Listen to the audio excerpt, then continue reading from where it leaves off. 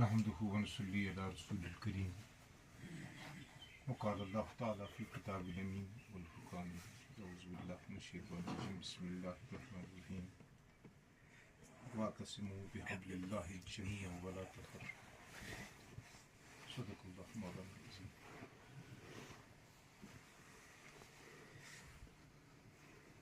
یُس آز یہ پروگرام منعقد سپدان یہ اتحاد ملت اور اصلاح معاشرہ میں علماء کی ذمہ داری.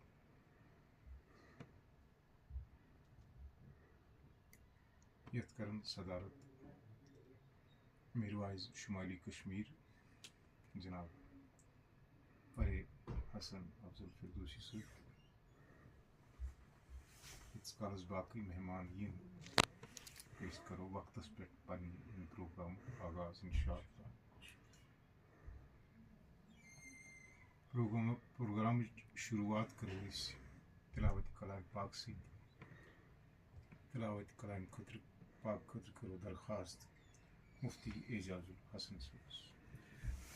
أعوذ بالله من الشيطان الرجيم بسم الله الرحمن الرحيم واعتصموا بحبل الله جميعا ولا تفرقوا واذكروا نعمة الله عليكم إذ كنتم أعداء فألف بين قلوبكم أصبحتم بنعمته إخوانا وكنتم على شفا حفرة من النار فأنقذكم منها كذلك يبين الله لكم آياته لعلكم تهتدون.